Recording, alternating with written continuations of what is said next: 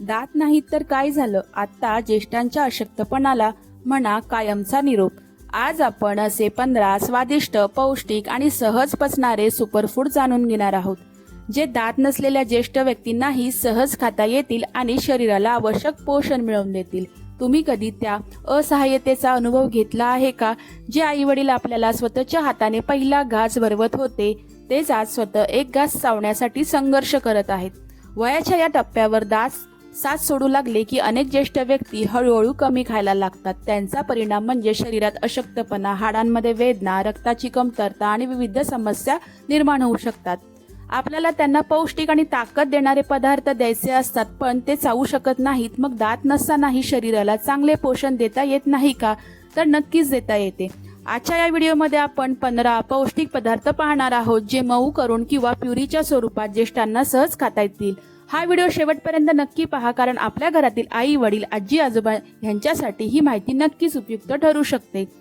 चला तर मग सुरुवात करूया.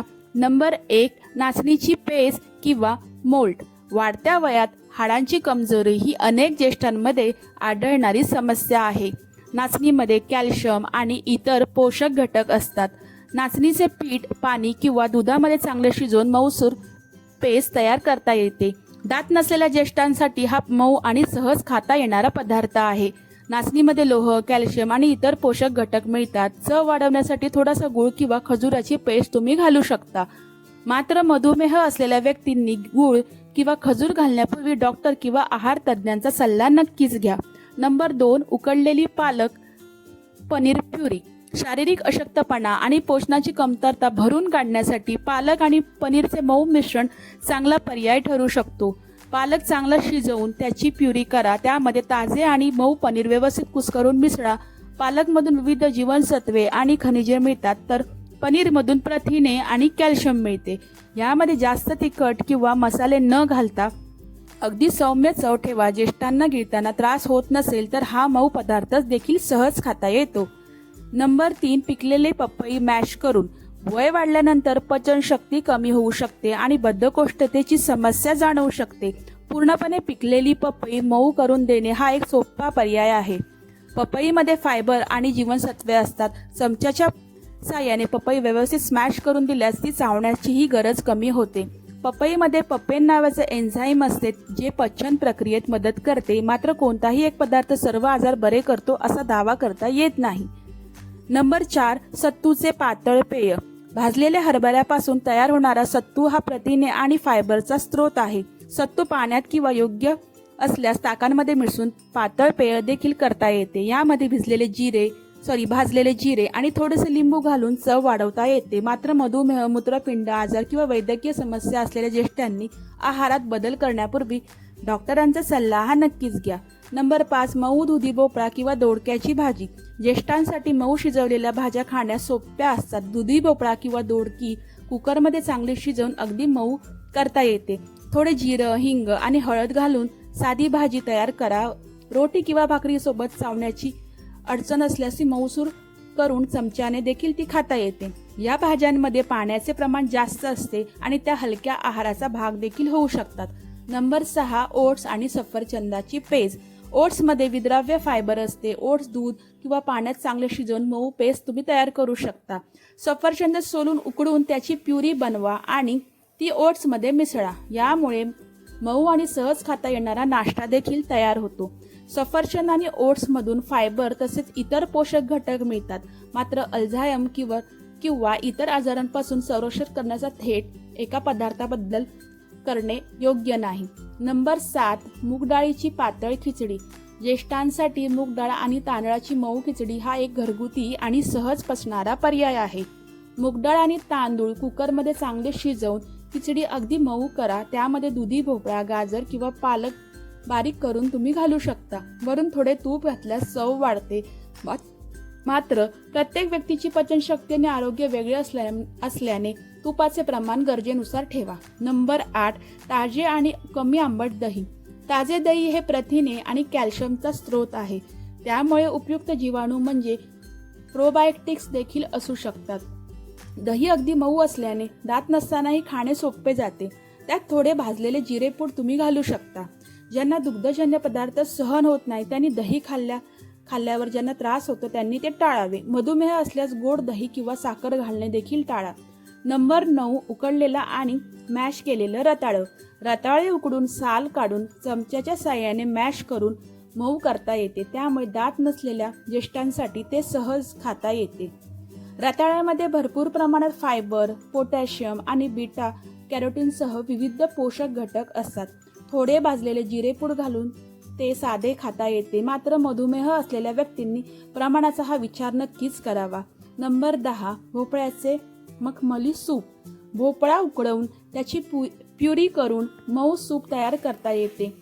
हे चावण्याची गरज नसलेले आणि सहज खाता येणारे भोजन आहे. भोपळ्यामध्ये बीटा कॅरोटीनसह विविध पोषक घटक असतात. सूपमध्ये थोडी काळी मिरी किंवा सौम्य मसाले घालून चव देखील वाढवू शकता. ज्येष्ठांना गिळण्यास त्रास असल्यास सूपची योग्य घट्टपणा, तापमान विशेष महत्त्वाचे आहे.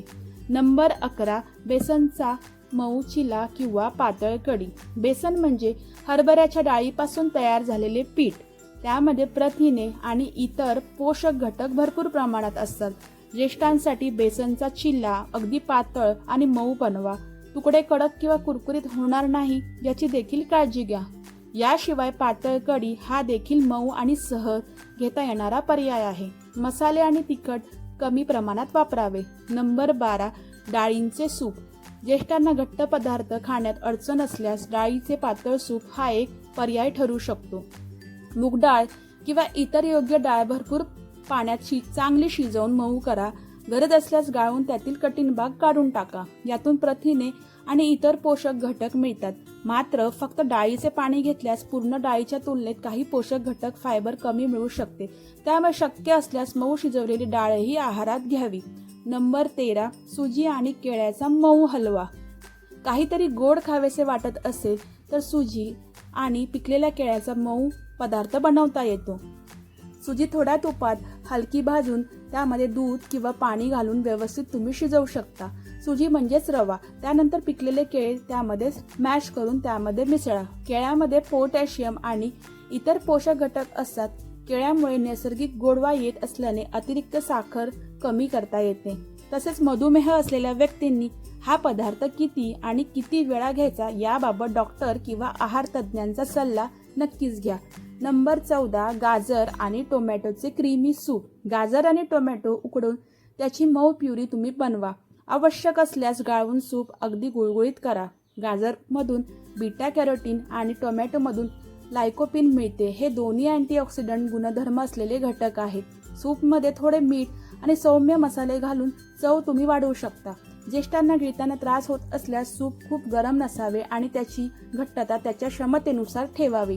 नंबर 15, मॅश केलेले एव्होकाडो आणि पिकलेले केळे. एव्होकाडोची रचना नैसर्गिकरित्या मऊ आणि क्रीमी असते, त्यामुळे दात नसलेल्या व्यक्तींसाठी ते मॅश करून देणे सोपे जाते. एव्होकाडोमध्ये मॅनो अनसॅच्युरेट फॅट्स तर केळ्यामध्ये पोटॅशियम आणि इतर घटक असतात.